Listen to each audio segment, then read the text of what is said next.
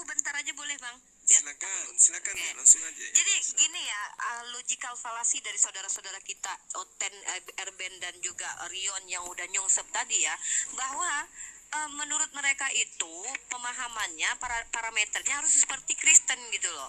Ini nggak bisa Erben. Jadi gini ya, ketika Allah memberikan wahyu itu ada beberapa cara, karena wahyu itu adalah pesan yang diberikan kepada orang pilihan yang diberikan secara cepat.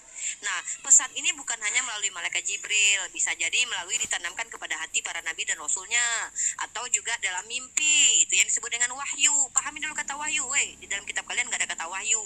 Kalian memakai kata wahyu di dalam kitab kalian tuh mencontek bahasa Arab. Nah, definisikan kepada makna bahasa aslinya wahyu itu dulu ya. Nah, ketika kalian bertanya mana yang saya bilang tidak penting, jangan distromen ya, jangan disimpulkan sesuatu yang saya tidak sampaikan di sini. Logical fallacy kalian. Ketika Rion mengatakan tidak penting Al-Quran, nggak ada sih bilang begitu.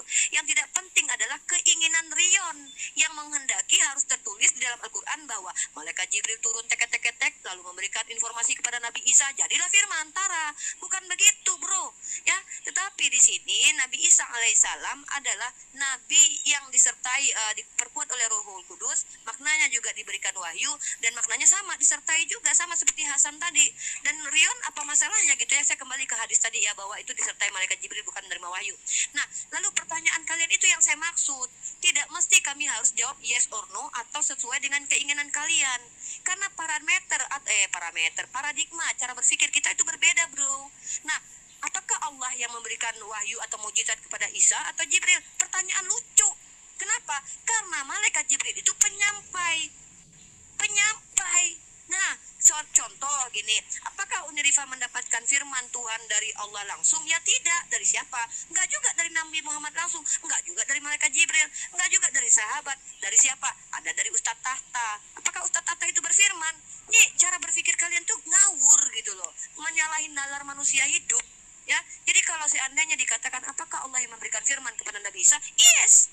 Tapi apakah malaikat Jibril yang menyampaikan firmannya? Yes. Yang menyampaikan saja, bukan berfirman.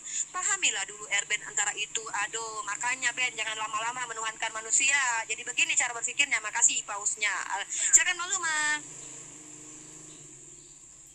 Oke, Daman. Gak boleh lagi. Iya. Jadi Al-Quran itu sudah jelas bang. Wa ma kana li basarin ayyukallimahullahu illa wahya au miwara hijab au yursila rasula. Jadi ada 3 komponen. Ketika Allah itu ingin menyampaikan pesan kepada utusannya, boleh jadi melalui wahyu langsung, boleh jadi melalui tabir, boleh jadi melalui mengutus malaikat. Nah, terkait dengan Nabi Isa alaihissalam, ayat Al-Qur'annya kan tadi saya sudah bacakan kepada saudara-saudara. Wa yu'allimuhumul kitaba wal hikmah wat Taurah wal Injil.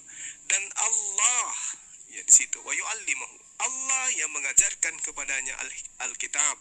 Alkitab ini apa? Ketetapan, hikmah, Torah dan juga Injil. Nah, kalau kemudian dikatakan bukan malaikat Jibril, ya itu bisa ya, bisa tidak. Tetapi Al-Quran mengatakan Nabi Isa itu dikuatkan oleh Roh Kudus. Dikuatkan oleh Roh Kudus. Sedangkan Roh Kudus itu adalah malaikat Jibril. Qul nazalahu Ruhul Kudus min rabbika bil haqq. Nah, apa pembuktiannya nih? Kalau kita mau melihat, tadi kan saya sudah menyampaikan, Yesus menerima firman. Yesus tidak berkata-kata dari dirinya selain apa yang diperintahkan. Nah, perintah ini muncul kemudian atas instruksi siapa? Allah. Seperti apa Allah menyampaikan wahyu itu kepada Yesus? Ya seperti uraian tadi dalam Al-Quran itu, bahwasanya Al-Quran wahyu disampaikan dengan 3 pola. Seperti Nabi Ibrahim, seperti Musa, seperti Yesus. Baginda Rasul Muhammad SAW itu menerima melalui perantaraan malaikat. Itu sudah jelas tuh.